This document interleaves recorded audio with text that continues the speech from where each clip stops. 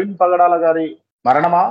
లేకపోతే యాక్సిడెంటా? లేకపోతే హత్య అని చెప్పేసి మీరు భావిస్తున్నారు? అంటే ఫస్ట్ డే నుంచి నేను చెప్తూనే వస్తున్నాను, దీని మీద సమగ్ర దర్యాప్తు జరిపించాలి.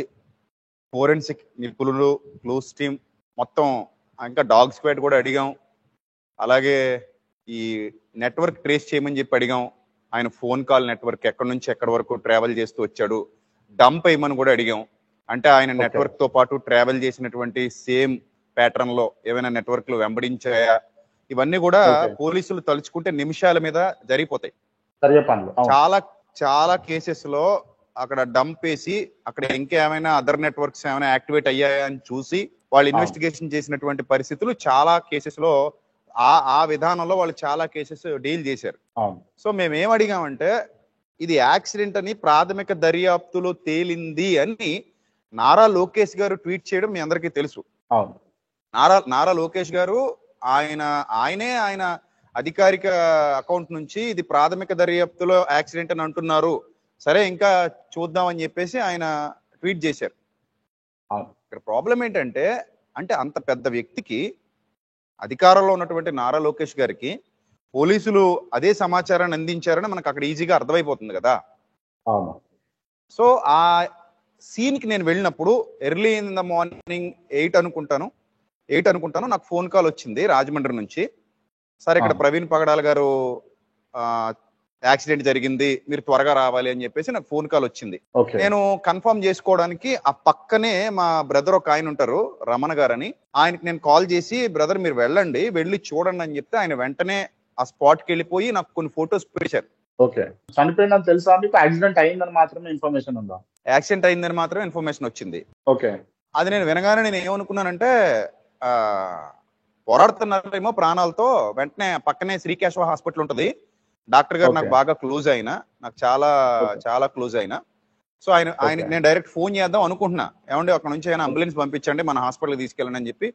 శశాంక్ గారు అని ఆయన నాకు బాగా తెలిసిన డాక్టర్ గారు. సో ఆయన దగ్గర పంపించేద్దాం, పక్కనే వాకబుల్ డిస్టెన్స్ అనమాట, ఈ జరిగిన దానికి ఆ శ్రీకేశవ హాస్పిటల్ కి వాకబుల్ డిస్టెన్స్, వెంటనే అక్కడ పంపించేద్దాం అని చెప్పేసి నేను అనుకుని నేను ఫాలో అప్ చేసి మా వాళ్ళని తీసుకొచ్చేసరికి, సార్ అక్కడ ఇలా జరిగింది అంటే, అక్కడ ఫస్ట్ బాడీ మీద బైక్ ఉంది. ఫస్ట్ మా వాళ్ళు తీసిన ఫొటోస్ లో బాడీ ఇలా పడుకుని ఉంటే దాని మీద బైక్ ఏదో పరుపు మీద దుప్పటి పేర్చినట్టుగా పేర్చుంది. నాకు చూడగానే అనుమానం వచ్చింది, ఏంటి యాక్సిడెంట్ జరిగితే ఇలా ఎందుకు ఉంటది అని నేను చూడగానే నేను సస్పెక్ట్ చేశా. అప్పుడు నేను అక్కడికి వెళ్లే సమయానికే డెడ్ బాడీని అంబులెన్స్ లో గవర్నమెంట్ హాస్పిటల్కి షిఫ్ట్ చేశారు. సో నేను అక్కడికి వెళ్ళి ఫోటోలు తీసుకున్నాను, చూశాను. మళ్ళీ ఈవినింగ్ ఒకసారి వెళ్ళాను స్పాట్ కి, 2 times నేను స్పాట్ కి వెళ్ళాను. స్పాట్ కి వెళ్ళి ఒకసారి చూసుకుని అసలు పరిస్థితి ఏంటి, ఇక్కడ ఎలా ఉంది, అసలు ఇది యాక్సిడెంటా లేకపోతే ఏమైనా సెటప్ చేశారా అని ఆలోచించినప్పుడు నాకు డౌట్స్ వచ్చాయి. డౌట్స్ వచ్చి నేను ఏమడిగానంటే, ఫస్ట్ నేను అడిగిన డౌట్స్ ఏంటంటే, ముందు ఆయన విజయవాడ నుంచి రాజమండ్రి వరకు ట్రావెల్ చేశారంటున్నారు కాబట్టి మధ్యలో నంబర్ ఆఫ్ సీసీటీవీస్ ఉంటాయి కదా, అవన్నీ తీయండి బయటికి. ఇప్పుడు శ్రీకేశవ హాస్పిటల్ సీసీటీవీ ఫుటేజ్ తీశారు, అక్కడ నయారా బంక్ సీసీటీవీ ఫుటేజ్ తీశారు, ఆ 2 ముక్కలే చూపిస్తున్నారు. అది ఒక 3-4 seconds చూపిస్తున్నారు తప్ప, అంతకు ముందు ఇంకా సీసీటీవీ ఫుటేజ్ ఉంటది కదా, అది ఇప్పటి వరకు రివీల్ చేయలేదు. అలాగే ఏదో పొగొచ్చిందన్నారు, ఆ తర్వాత ఏం జరిగింది అనేది కూడా రివీల్ చేయలేదు కదా. మీరు అక్కడ పోయినటువంటి సందర్భం కావచ్చు, అక్కడ ఉన్నటువంటి వాతావరణం మీకేమనిపించింది వ్యక్తిగతంగా? క్లియర్ గా ఇది హత్యలాగే మీకు పోట్రే అయిందా?